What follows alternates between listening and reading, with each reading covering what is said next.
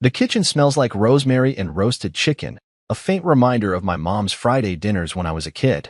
I'm scrubbing a pan in the sink, the water warm against my hands, when I hear her voice slice through the quiet. It's not the usual tone she uses when she's tired or annoyed about work. This is sharper, like she's been saving it up. I turn off the faucet and glance over my shoulder. She's standing by the dining table, arms crossed, her lips tight like she's holding back a storm. The street outside is humming with distant cars, but in here, it's just us, and the air feels heavy. I wipe my hands on a dish towel and wait. I've learned to let her speak first when she gets like this. It's better than guessing what's wrong. She doesn't look at me right away. Her eyes are on the floor, like she's rehearsing something. Then she says it, quick and flat, like it's no big deal. My sister needs the house. I pause, the towel still in my hands, thinking I misheard. The house. Not a room, not a weekend stay. The whole place, my parents' home, the one I grew up in, the one they left me when they passed. I can still see Dad's toolbox in the garage, Mom's recipe cards tucked in a drawer. I turn to face her fully, leaning against the counter, trying to keep my voice steady. What do you mean? Needs the house? I ask, keeping it calm, like we're just sorting out a misunderstanding. Her eyes snap up to mine, and there's a spark there, like I've already crossed some line. Justine just graduated, she says, like that explains everything. She's got her art degree now, and she needs a place to start her life. This house is just sitting here, Marcus. You don't do anything with it. The words hit like a jab, but I don't flinch. I think about the porch Dad built, the way Mom used to hum while watering her roses out back. Sitting here? I've kept every inch of this place alive, from fixing the leaky roof to painting the fence last summer. I don't say that, though. Instead, I try to reason. She can stay here if she needs a place for a bit, I offer. We've got the guest room. That's when her face changes. Her jaw tightens, and she steps closer, her voice climbing. Not a room, Marcus. The house. She deserves it. She's family. The word family stings, like I'm not part of it. I feel my chest tighten, but I keep my hands still, gripping the edge of the counter behind me. I think about Justine, her big plans, her endless posts online about living her truth. She's never once asked about this place, never cared about the stories in its walls. And now it's hers because her sister says so? I shake my head, slow, deliberate. It's not going to happen, I say, my voice low but firm. This is my parents' house. It's not up for grabs. The air goes still, like the world's holding its breath. Her eyes widen, then narrow, and I see it coming before it happens. She steps forward, fast, and her hand swings out. The slap lands hard across my cheek, a sharp crack that echoes in the quiet kitchen. My skin burns, and for a second, I'm stunned, not by the pain, but by the fact that she did it. The dishes in the sink clink softly as the faucet drips, a sound I didn't notice before. I touch my cheek, feeling the heat under my fingers, and look at her. She's breathing hard, her face red, her eyes daring me to react. I don't. I just hold her gaze, letting her see I'm not backing down. Then she screams, her voice raw and jagged. I want you out of this house now, you bastard. The words feel like they're meant to break me, to shove me out the door and into the dark. I can imagine what she wants, me scrambling, begging, or yelling back. But I don't do any of that. I keep my eyes on hers, steady, and something shifts inside me. Not anger, not even hurt. It's clarity, like a fog lifting. I think about the years I've spent trying to make this work, the way she's always wanted more money, more status, more of what I could never give. And now this. My home. My parents' memory. She thinks she can take it, just like that. I lower my hand from my cheek and nod, just once. Okay, I say, my voice so calm it surprises me. Her mouth opens, like she's ready to keep fighting, but I don't give her the chance. I turn, grab my jacket from the chair, and walk toward the door. I can feel her staring, waiting for me to turn back, to apologize or plead. But I don't. The front door creaks as I open it, the same creak Dad always meant to fix. I step outside, and the cool night air hits my face, soothing the sting on my cheek. I don't look back. The door closes behind me, and I keep walking, my boots steady on the pavement. I'm not sure where I'm going yet, but I know one thing. I'm not giving up what's mine. Not tonight. Not ever. As I move down the street, the neighborhood feels different, like I'm seeing it for the first time. The streetlights cast long shadows, and a dog barks somewhere in the distance. I think about the house, about the way Mom used to laugh when Dad tried to dance with her in the living room. I think about the promises I made to myself when they were gone to keep their memory alive, to honor what they built. She doesn't understand that. She never did. But that's okay. I've got time. I've got a plan. And I'm not the one who's going to lose tonight. The sting on my cheek fades as I turn the corner, and I let out a slow breath. I'm not running. I'm choosing my moment. And when it comes, she'll see what this house really means and what it costs to think you can take it from me. The motel room smells faintly of bleach and old carpet, but it's quiet, and that's what I need right now. I sit on the edge of the bed, my duffel bag unzipped on the floor, holding just enough clothes for a few days. I didn't pack much when I left last night, didn't want to give her the satisfaction of thinking I was running. The hum of the air conditioner fills the silence, and I stare at the phone in my hand. No calls, no messages. Not that I expected any. She thinks she's won, that I'm gone for good, and I'm letting her believe it. I lean back against the headboard, the springs creaking under my weight, and close my eyes. My cheek doesn't sting anymore, but I can still feel the heat of her hand, the way her voice cracked when she told me to get out. I don't hate her for it. Not yet. But I'm not crawling back either. I think about the house, about the way it looked when I locked the door behind me. The porch light was still on, glowing soft against the night, just like Dad always left it. That house isn't just wood and brick, it's everything my parents were. Mom's laughter in the kitchen, Dad's calloused hands sanding down the banister he built himself. I was 10 when he let me help him with the porch, handing me nails and showing me how to swing a hammer without smashing my thumb. This is ours, Marcus, he'd said, wiping sweat from his brow. Not just a place to live, a place to stand. I didn't understand then, but I do now. That's why I'm not letting it go, no matter what she thinks she can take. I open my eyes and grab my keys from the nightstand. There's something I need to do, something I started months ago when I first noticed her pulling away. It wasn't the big fights that tipped me off, it was the little things. The way she stopped asking about my day, the way she'd talk about our future, like it was a checklist that didn't include me. I'd ignored it for too long, hoping it'd pass, but last night changed everything. I'm not fighting her on her terms. I'm doing this my way, quiet and careful, like Dad taught me when we fixed things together. I slip on my jacket and head out, locking the motel door behind me. The morning air is crisp, and the parking lot is empty except for my truck, sitting under a flickering streetlight. The drive to Mr. Ellis's office takes me through the old part of town, where the streets are lined with oaks and houses that have been here as long as mine. His office is a small brick building squeezed between a bakery and a hardware store, the kind of place you'd miss if you weren't looking. I park and walk inside, the bell above the door jingling softly. His secretary, Mrs. Clara, smiles when she sees me. "Morning, Marcus," she says, her voice warm like she's known me forever. "He's expecting you." I nod, grateful for her kindness, and head down the hall. Mr. Ellis is my family's lawyer, the one who helped Mom and Dad with their will after Dad got sick. He's a wiry man with glasses that slip down his nose, but his mind is sharp, and he doesn't waste words. "Marcus," he says, standing to shake my hand as I step into his office. "Sit down. You look like you haven't slept." I manage a small smile and take the chair across from his desk. The room smells like coffee and old books, and there's a stack of papers waiting for us. "I'm fine," I say, though I'm not sure I mean it. He doesn't push, just slides his glasses up and gets to the point. "You sure about this?" he asks, tapping the folder in front of him. I nod, my jaw tight. I've been sure for a while now, even before last night. He opens the folder and starts explaining, his voice steady as he walks me through the details. It's an ownership transition, one I started thinking about when she first hinted at wanting to do something with the house. I didn't know then what she'd try, but I knew I had to protect it, not just for me, but for what it means. We spend an hour going over the paperwork, signing where he points, clarifying what happens next. It's not about revenge, though part of me wonders if it looks that way. It's about drawing a line, making sure no one can touch what's mine just because they think they deserve it.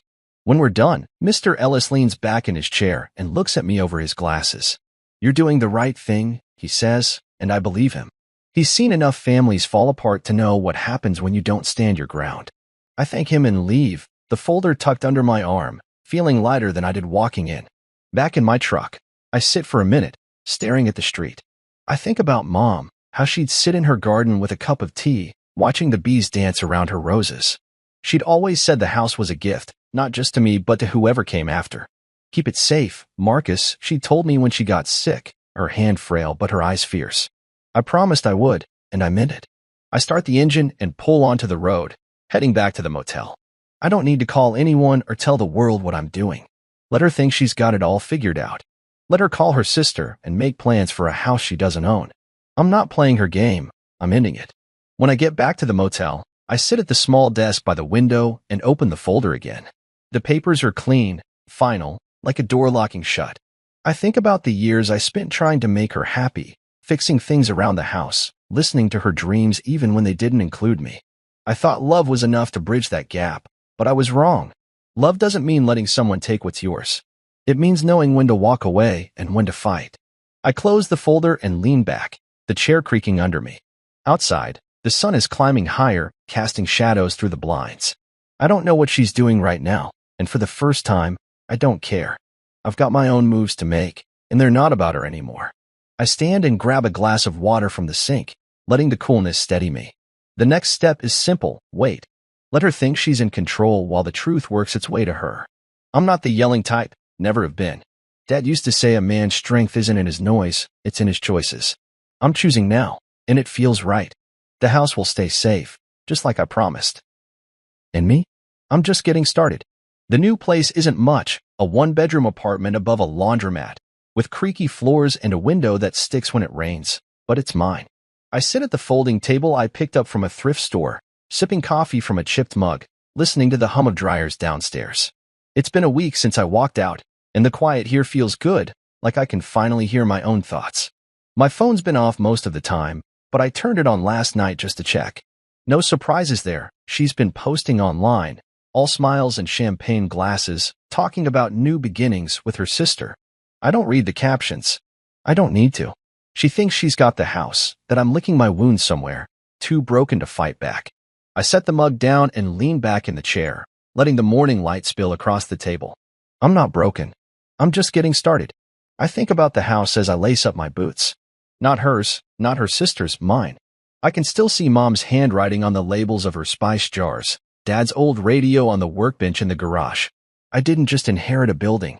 I inherited their trust, their belief that I'd keep it standing. She never got that. To her, it was just space, something to claim because it was there. I stand and grab my jacket, the keys jingling in my pocket. I've got somewhere to be today, something to finish. It's not about yelling or making a scene. That's her way, not mine. I'm doing this clean, quiet, and final, like pulling a splinter before it festers. The post office is a short drive across town, past the diner where Dad used to take me for pancakes on Saturdays. I park and walk inside, the cool air smelling like paper and tape. The clerk behind the counter nods at me, a guy I recognize from high school but don't know well enough to chat. I slide the envelope across the counter, already addressed, the weight of it steady in my hand. It's not for her, it's for her sister. Not a threat, not a jab, just the truth laid out plain. I've spent days thinking about what to say, how to make it clear without giving her anything to twist. The words are simple, polite even, but they carry everything I need them to. I pay for the postage, certified mail so there's no question it arrives, and walk out without looking back. The morning sun is warm on my face, and I feel lighter, like I've set something heavy down. Driving back, I take the long way, past the park where Mom used to push me on the swings. I don't stop, but I slow down, letting the memory settle. I think about the day I got the house, sitting in Mr. Ellis's office after Dad's funeral. Mom was already gone by then, and the will was straightforward, just my name on the deed, no one else's. I didn't cry that day, but I felt the weight of it, knowing what it meant to them. I promised myself I'd keep it safe, not just for me but for what they built. I gripped the steering wheel a little tighter, the road stretching out ahead. She didn't just try to take a house, she tried to take that promise. That's where she went wrong. Back at the apartment, I sit on the couch, a lumpy thing that came with the place, and pull out my laptop. I don't check her posts, but I know she's out there, spinning her story, telling the world she's won. Let her. I'm not playing that game. I open a document I've been working on, a list of things I need to do next. The envelope I mailed is just the start. There's more to come, steps I've already set in motion with Mr. Ellis. I'm not hiding, but I'm not shouting my plans either. I learned that from Dad. When you're fixing something, you don't make noise about it. You just do it right. I type a few notes, then close the laptop and lean back, the couch creaking under me. The dryers downstairs hum like a heartbeat, steady and sure. I think about where I was a year ago, still trying to make things work with her. I'd come home from work, tired from fixing pipes or wiring houses, and she'd be on the phone, talking about her sister's latest dream or some plan that never included me. I'd listen, nod, think maybe if I tried harder, she'd see me. But she didn't. The house was just the last straw, not the first. I stand and walk to the window, looking out at the street below. A kid rides by on a bike, laughing as he swerves around a pothole. I smile, just a little. Life keeps moving, doesn't it? And I'm moving with it. I grab a glass of water from the kitchenette, the faucet groaning like it's got a story of its own. I think about the letter, probably sitting in a sorting bin by now, on its way to her sister. I didn't write it to hurt anyone. I wrote it to make things clear. This isn't a game, and I'm not the one who's lost. I imagine her sister opening it, her face changing as she reads. Maybe she'll call her. Maybe they'll argue. Doesn't matter. What matters is they'll know the truth, and it's not the one they're expecting. I set the glass down and run a hand through my hair, feeling the weight of the week starting to lift. I'm not angry anymore, not like I was that first night, walking away from the house with her voice still ringing in my ears. I'm focused now, clear in a way I haven't been in years. The afternoon slips by, and I spend it unpacking the few things I brought, some clothes, a couple of books, a photo of Mom and Dad from their anniversary. I set the photo on the table, their smiles steady and warm. I'm keeping my promise, I say under my breath, like they can hear me. Maybe they can. I don't know.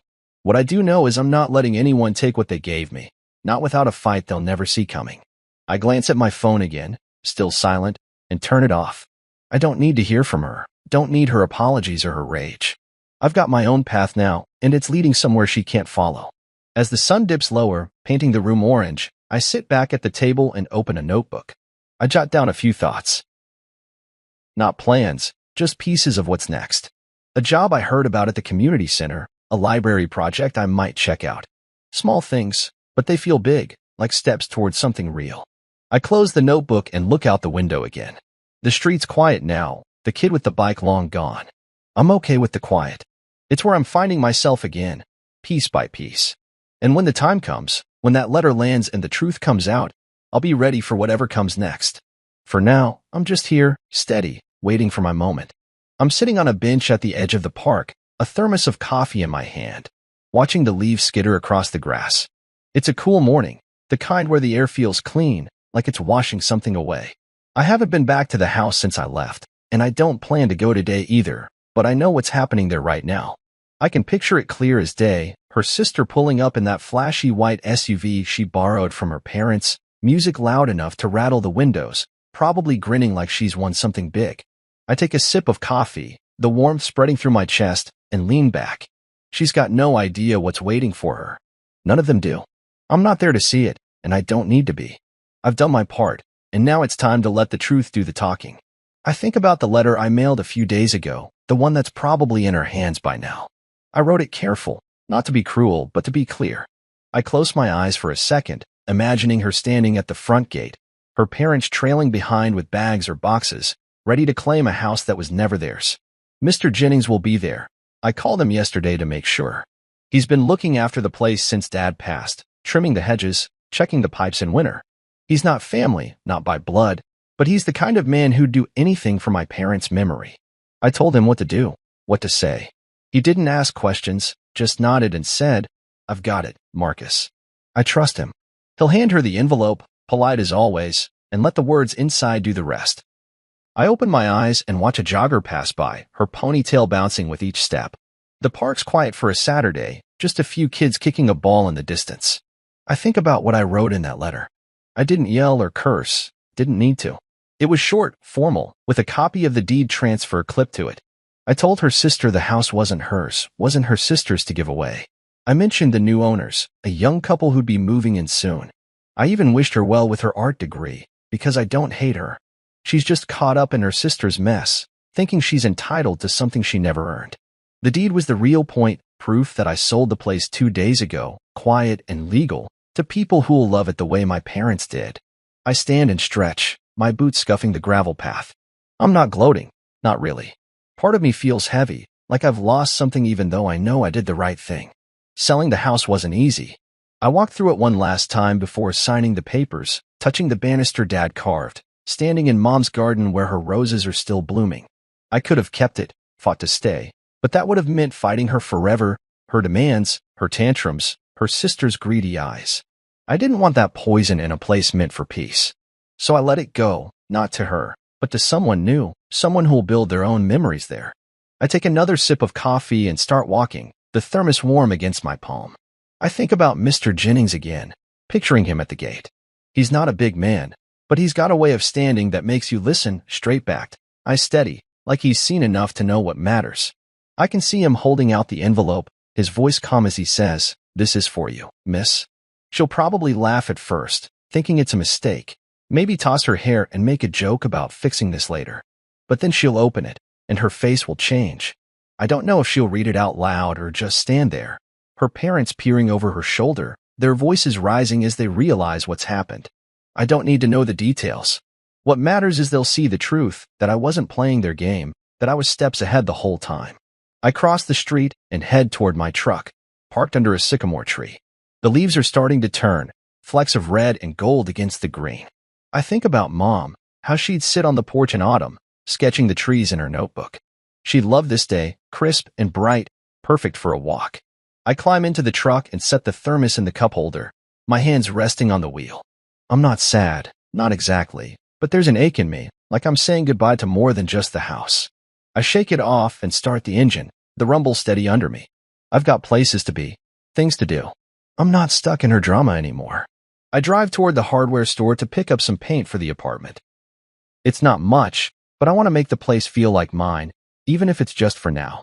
The radio's off, and I let the quiet fill the cab. I think about the new owners, the couple I met through Mr. Ellis. They're young, expecting their first kid, full of plans for the house. She talked about painting the nursery. He mentioned fixing up the porch. I liked them, liked their excitement, the way they looked at each other. It felt right, handing it over to them. I didn't tell them everything, just enough to know the place was loved.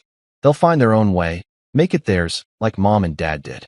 I pull into the store's parking lot and sit for a minute, my hands still on the wheel.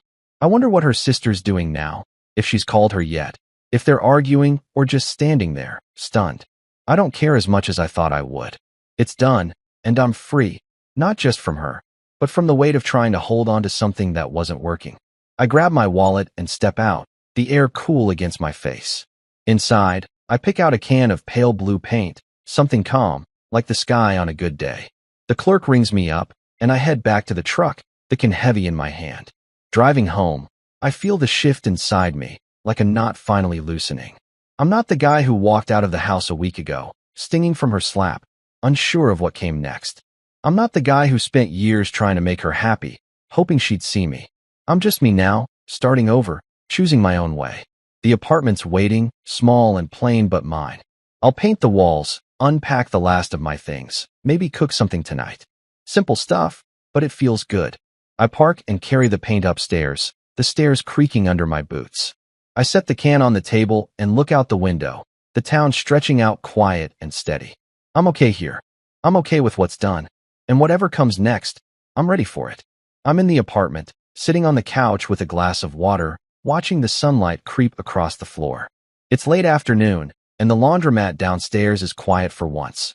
No hum of machines to fill the space. My phone's on the table, screen dark but buzzing every few minutes. I don't need to look to know who it is. She's been calling since this morning, 17 times, maybe more by now. I can imagine her pacing the porch, her heels clicking on the wood Dad sanded smooth, her voice sharp as she yells into the phone. I don't answer. I don't need to hear her rage or her excuses. I lean back, the couch creaking under me, and take a slow sip of water. The truth's out now, and it's louder than anything she could say. I think about what happened at the house today. Mr. Jennings called me an hour ago, his voice steady like always, telling me how it went down. Her sister showed up first, just like I figured, blasting music and acting like she owned the place. Then she arrived, pulling up in her car, all fire and noise, demanding to know why the key didn't work. Mr. Jennings didn't argue. He just pointed to the spot where the for sale sign used to be and told her to talk to me. I can picture her face, red and twisted, as she realized the lock wasn't hers to open anymore. I don't smile, but I feel something settle inside me, like a weight I didn't know I was carrying. The house belongs to someone else now, a young couple starting their life, and there's nothing she can do about it. I set the glass down and stand, stretching my arms. The apartment's small, but it's starting to feel like home.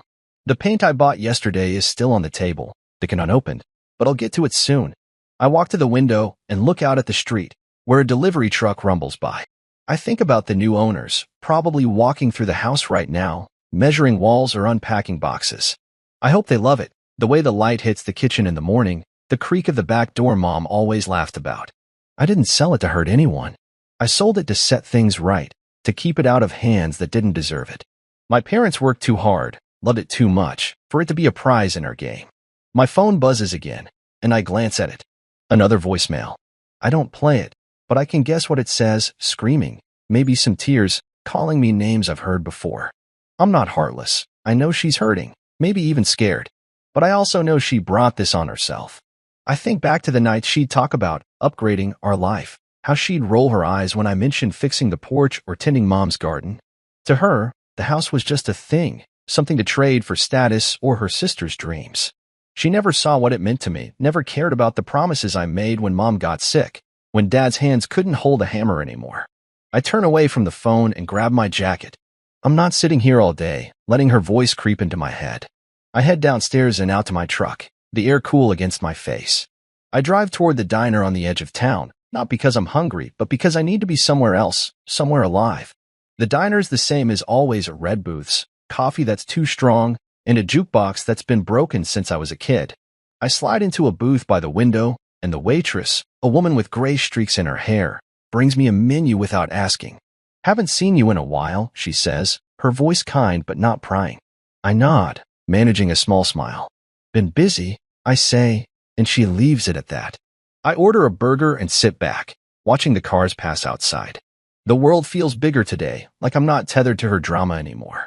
I think about her sister, probably crying on the porch by now, her parents muttering about lawyers or fairness. I don't hate them. I don't even hate her, not really. But I'm done letting their wants run my life. I think about the letter Mr. Jennings handed over, the one I wrote to make things clear. I didn't need to be there to know how it landed. Her sister's shock, her parents' confusion, her fury when she saw the deed wasn't mine anymore. I take a sip of water the waitress brings, the glass cold against my fingers. I wonder if she's still at the house, banging on the door or shouting at Mr. Jennings. He won't budge, though. He's seen too much to be rattled by her noise. The burger comes, and I eat slow, letting the diner's hum, forks clinking, low voices, the hiss of the grill, ground me. I think about the years I spent trying to make her happy, fixing things she didn't notice, swallowing my own wants to keep the peace. I thought that's what love was, giving until you're empty. But I was wrong. Love doesn't mean letting someone walk over you. It means knowing when to stand up, even if it's quiet, even if it's just walking away. I finish the burger and lean back, the booth's vinyl creaking.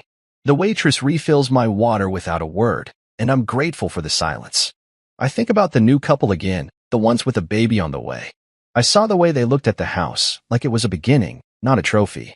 That's what Mom and Dad would have wanted, not a fight, not a war over walls and windows, but a new story for the place they loved. I did right by them, even if it cost me something. I pay the bill, leaving a good tip, and step outside. The evening's settling in, the sky streaked with pink and gold. I climb into my truck and sit for a minute, my hands on the wheel. My phone's probably buzzing back at the apartment, but I'm not rushing to check it. I'm done reacting to her. I drive home slow, the town slipping by, kids playing in a yard, an old man watering his lawn. I feel lighter than I have in weeks, maybe years. The house is gone, but it's not lost. It's living on, just like Mom and Dad's memory. And me? I'm living too, not for her or her sister or anyone else's plans. For me. I park outside the laundromat and head upstairs, the stairs creaking under my boots. Inside, I toss my jacket on the couch and glance at the paint can on the table. Maybe I'll start tomorrow, make this place mine, one wall at a time. I sit back down, the room quiet except for the faint hum of the street. I'm okay here. I'm okay with what's done. And for the first time in a long time, I'm okay with what's next. I'm sitting at the kitchen table in my apartment, a mug of tea steaming in front of me, the kind Mom used to make when I'd come home scraped up from playing too hard. The place is still bare, just the essentials, a couch, a bed, that can of paint I haven't opened yet, but it's starting to feel like mine. Outside, the town's settling into evening, streetlights flickering on, a dog barking somewhere down the block. My phone's on the counter, silent for once. No buzzing, no voicemails piling up. I don't know if she's given up or if she's just regrouping, but I'm not waiting to find out. I take a sip of tea, the warmth spreading through me, and let my mind wander back to the house. Not to her or her sister, but to what it was: Mom's garden, Dad's library, and the attic, the way it held us together. I sold it, and I'm okay with that. It's in good hands now, with people who will make it their own. I think about the new owners, the couple I met through Mr. Ellis. They're probably unpacking by now, maybe laughing over where to put their furniture.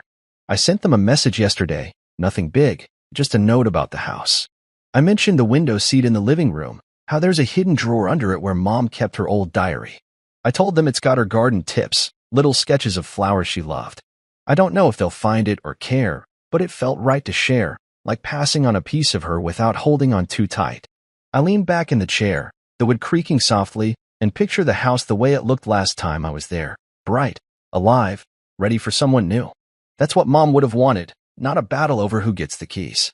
I stand and walk to the window, looking out at the street below. A kid rides by on a scooter, his shadow stretching long in the fading light. I think about why I sold it, why I didn't fight to keep it for myself. It wasn't just about her demands or her sister's greedy plans. It was about me, about letting go of a life that wasn't working. I spent years trying to make her happy, fixing things around the house, listening to her talk about bigger plans that never included what I cared about. She'd call the house dead space, like it was nothing but walls and dust. She never saw the garden Mom spent hours tending, never cared about the shelves Dad built for his books. To her, it was a prize, not a home. I shake my head, almost smiling at how blind I was, thinking love meant giving her everything she wanted. I turn away from the window and grab my notebook from the table. I've been jotting down ideas, not plans, just thoughts about what comes next. A job at the community center, maybe some volunteer work. Something to keep my hands busy, my mind clear. I flip to a blank page and write a few lines, nothing fancy, just words to remind myself I'm moving forward. I think about Dad, how he'd fix things slow and steady, never rushing, always sure. Don't force it, Marcus, he'd say, handing me a wrench. Let it come together. That's what I'm doing now, letting my life come together, piece by piece, without her voice in my head. I set the notebook down and think about the choice I made, the one that led to all this. It started months ago, before the slap, before her sister's big ideas. I'd noticed her pulling away, talking more about what she deserved than what we could build. I ignored it at first, told myself it was stress or her sister's influence.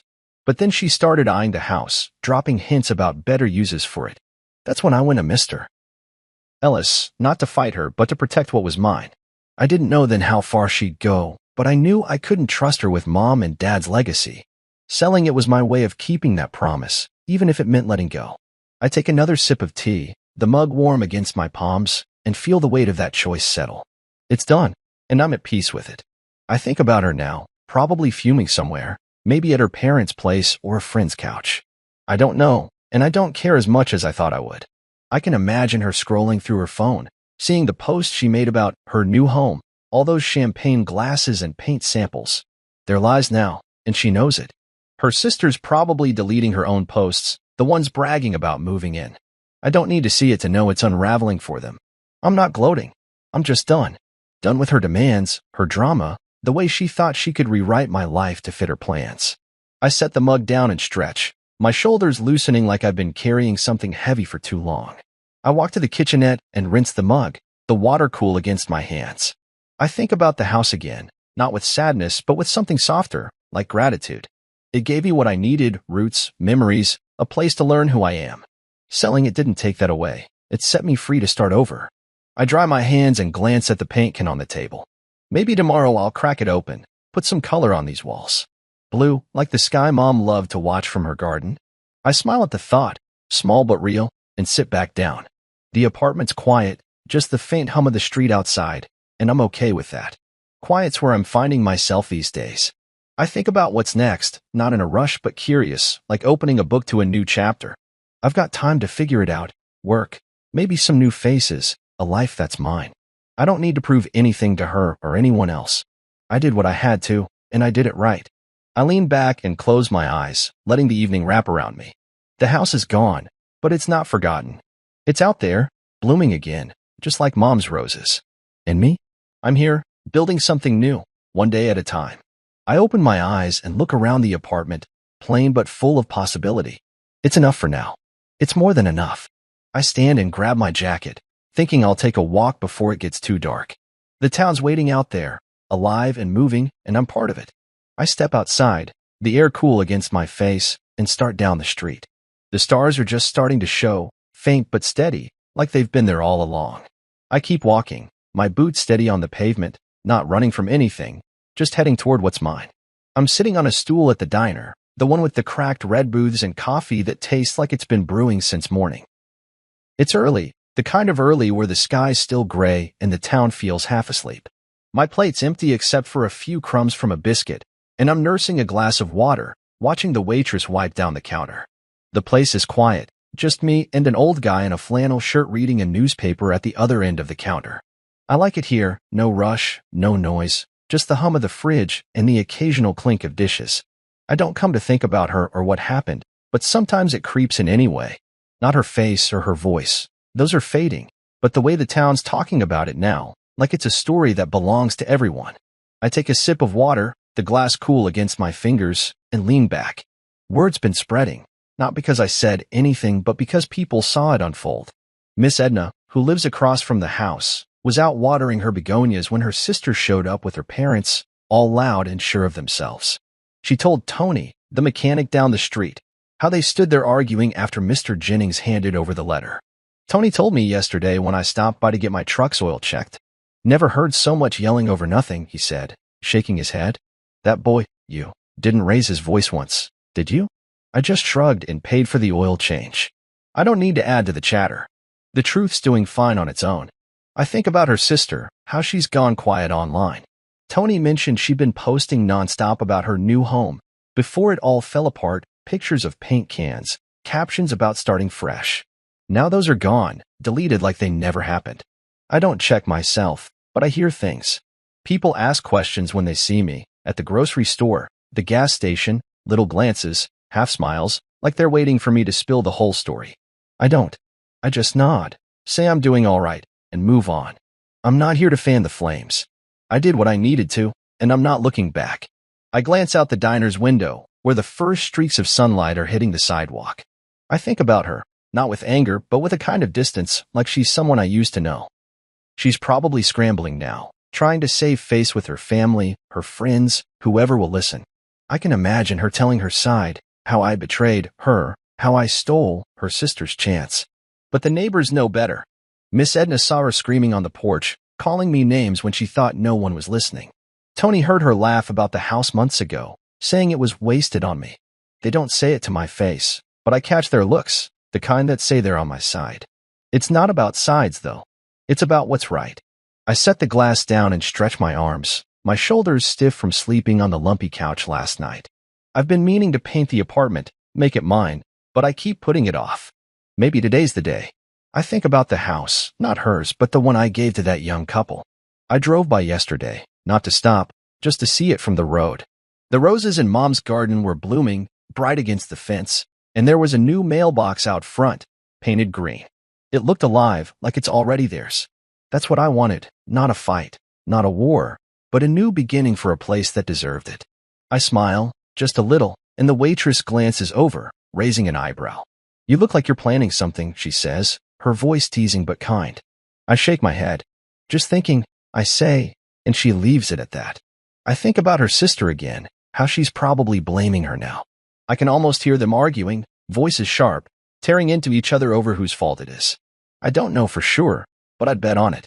Tony said her sister looked broken on that porch, crying while her parents called some lawyer who'd never change a thing. The paperwork's ironclad, Mr. Ellis made sure of that. I didn't sell the house to hurt them, but I'm not sorry they're feeling the sting. They thought they could take what wasn't theirs, and now they're learning what happens when you assume too much. I finish my water and push the glass aside, the diner's warmth settling around me like a blanket. I think about what Tony said, how her sister turned on her when it all came crashing down. You lied to me, she'd said, according to Miss Edna's gossip. I can picture her standing there, mascara smudged, pointing a finger like it'd fix anything. And her, trying to talk her way out, saying she assumed I'd give in. Assumed. That word sticks with me, sharp like a splinter. She assumed I'd bend, assumed the house was hers to give away, assumed I'd stay quiet like always. She was wrong. I wasn't loud about it. Didn't need to be. I just did what Dad taught me, fix the problem, clean and steady, no fuss. I leaned forward, resting my elbows on the counter, and let out a slow breath. I'm not proud of their mess, but I'm proud of my choice. The waitress brings the check, and I leave a few bucks on the counter, nodding thanks as I stand. Outside, the air's crisp, the town waking up slow. I walk to my truck, parked across the street, and climb in, the seat familiar under me. I think about Mom and Dad, how they'd handle this. Mom would have been kind but firm, saying, "You don't take what's not yours." Dad would have just nodded, maybe clapped me on the shoulder, proud I stood my ground. I start the engine and pull onto the road, heading back to the apartment. The town slips by, kids waiting for a bus, a woman sweeping her porch, and I feel like I'm part of it again, not just passing through. I park outside the laundromat and head upstairs, the stairs creaking under my boots. Inside, I grab the paint can from the table and pry it open, the smell of fresh paint sharp and clean. I think about the walls, how they'll look blue, like the sky Mom loved. I'm not fixing the past anymore.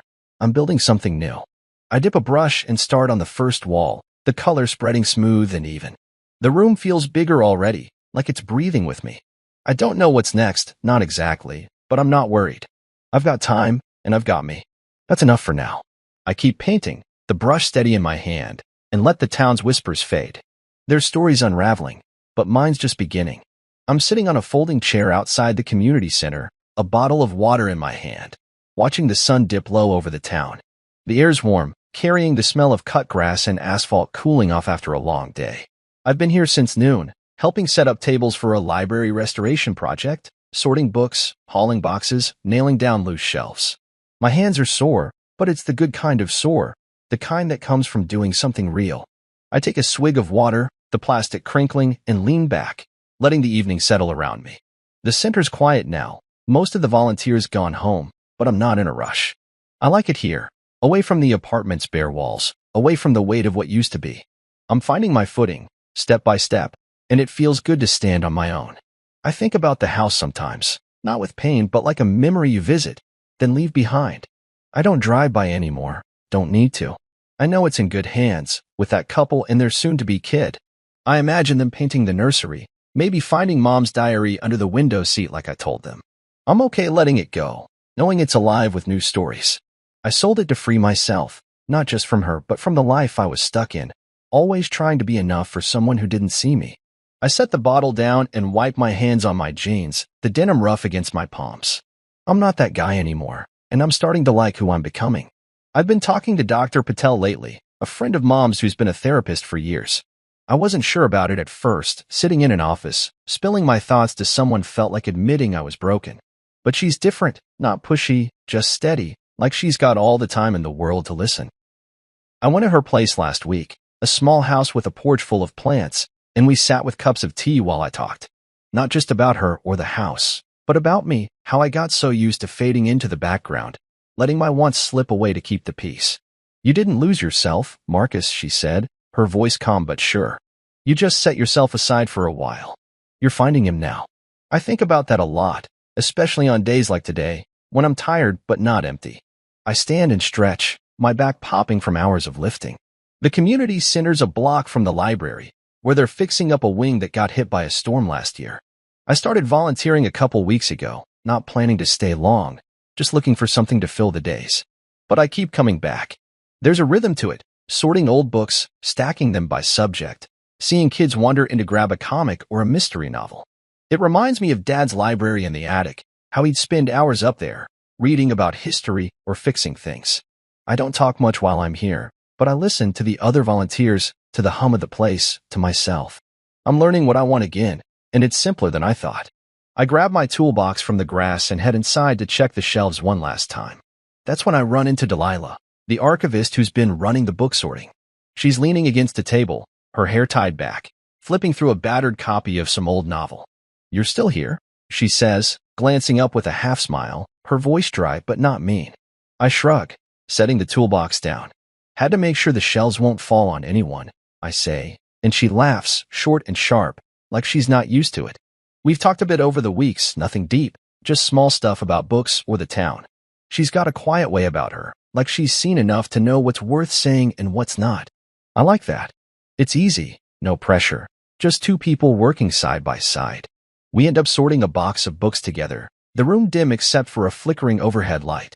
She tells me about a collection of letters she found in the library's basement, written by some guy who lived here 100 years ago.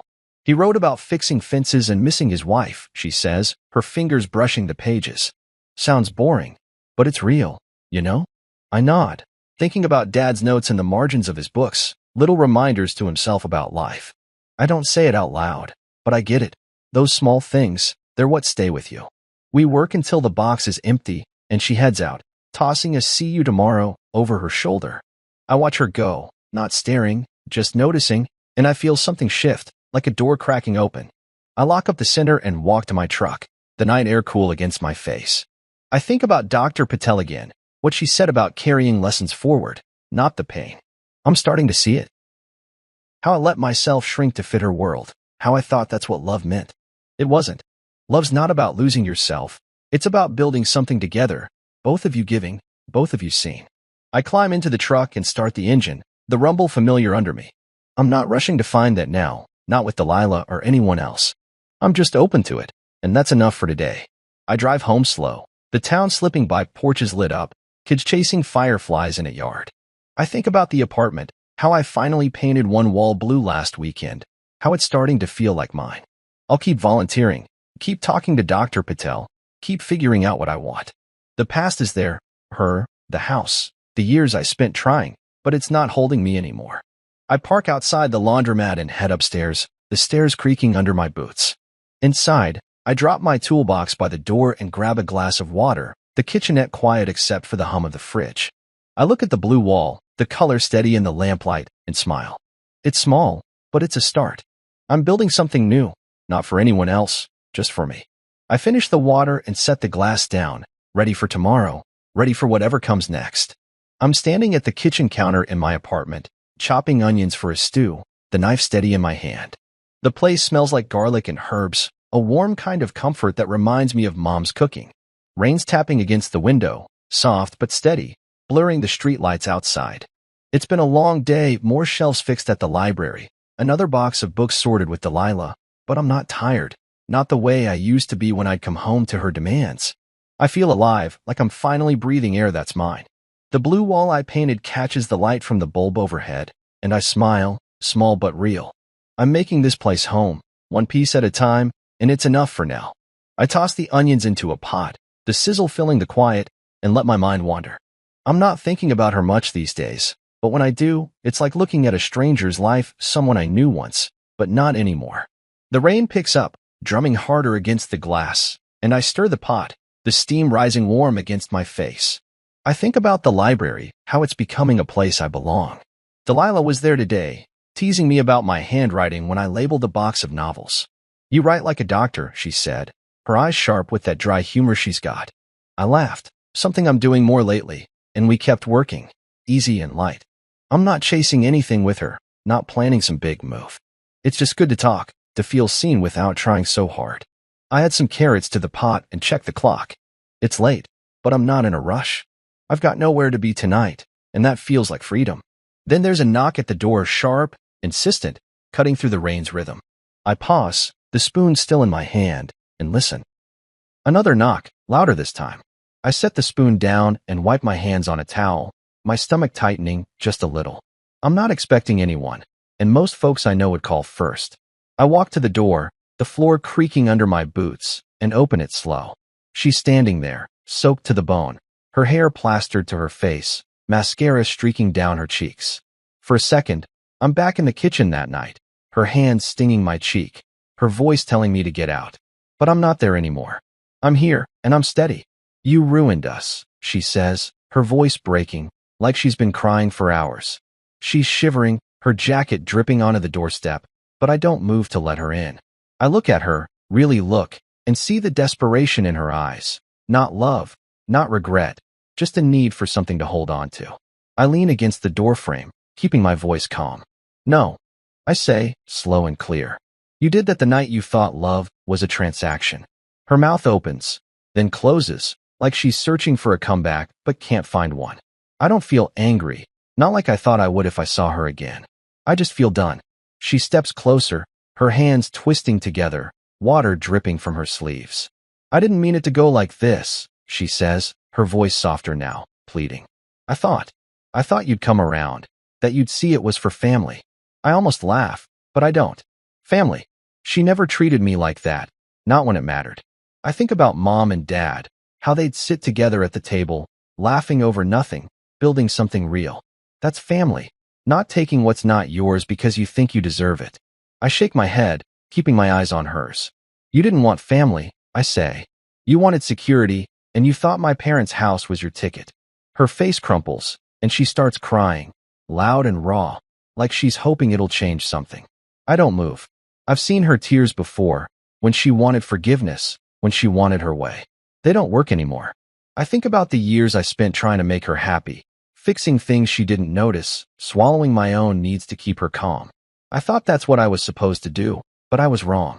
I look at her now, standing in the rain, and I don't feel trapped. I feel free. I'm not coming back. I say, my voice gentle but firm. You were more in love with what you could take than what we could build. She stares at me, her sobs quieting, like she's finally hearing me. I don't know if she gets it, not really, but it doesn't matter. I've said what I needed to, and I'm not carrying her weight anymore. I step back, my hand on the door. Go home. I say, not cruel, just final. Wherever that is now. She opens her mouth again, maybe to argue, maybe to beg, but I don't wait. I close the door, the lock clicking soft but sure. I stand there for a second, listening to the rain, waiting to see if she'll knock again. She doesn't. I hear her footsteps fade, slow and heavy, and then it's just the storm outside. I walk back to the kitchen, the stew still simmering, the smell grounding me. I stir it, my hands steady, and turn the heat down low. I think about what just happened, how I didn't yell, didn't bend, didn't let her pull me back. I'm proud of that, not in a loud way, but quiet, like Dad when he'd finish a job right. I grab a bowl and ladle out some stew, the steam warming my face as I sit at the table. The rain's softer now, a gentle patter, and I eat slow, savoring the taste. I think about tomorrow, more work at the library, maybe grabbing coffee with Delilah if she's around. Nothing big, but it's mine, and that's what matters. I finish eating and rinse the bowl, the water cool against my hands. The apartment's quiet, just the hum of the fridge and the rain's faint song. I look at the blue wall, the color bright even in the dim light, and feel something settle inside me. I'm not running from the past anymore. I'm building from it. She's gone, not just from my door, but from my life, and I'm okay with that. I dry my hands and sit back down, the chair creaking under me. The night stretches out, calm and open, like a road I'm ready to walk. I don't know where it leads, but I'm not afraid. I'm here, and I'm enough. I'm walking down the street near the old house, my hands in my pockets, the afternoon sun warm on my shoulders. It's not a planned visit. I was just running errands, picking up some nails and a new hammer at the hardware store when I realized I was close. I didn't come to linger or dwell, but something pulled me here, like a loose thread I needed to tie off. The town's alive around me, kids shouting in a yard nearby, a lawnmower humming a few houses down. I keep my steps steady, my boots scuffing the sidewalk, and when I turn the corner, there it is. The house looks different now, not mine anymore, but brighter somehow, like it's been waiting to breathe again. I stop across the street, just for a moment, and take it in. The flower beds are blooming, bursts of red and yellow where Mom's roses used to be. There's a little girl's bike leaning against the porch rail, pink with tassels on the handlebars, and a new coat of paint on the front door. Blue, like the sky on a clear day. I smile, small and quiet, feeling the weight of the past ease a little. It's not my place anymore, but it's alive, and that's what matters. I think about the couple who lives here now, the ones with a baby on the way. I can imagine them inside, maybe hanging pictures or arguing over where to put the couch. They're making it theirs, building something new, just like Mom and Dad did when they moved in all those years ago. I don't need to knock or say hello. I've done my part, and I'm okay letting it go. I shift the bag of nails in my hand and keep walking, not looking back. The street stretches out, familiar but not heavy, like I'm seeing it with new eyes. I think about how far I've come since that night in the kitchen, when her hand stung my cheek and her voice tried to break me. I didn't break. I walked away, not running, just choosing something better. I think about Dad, how he'd nod if he saw me now, proud I stood my ground without losing myself. You don't fight to win, Marcus, he'd say, wiping sawdust from his hands. You fight to be right. I did that, and it's enough.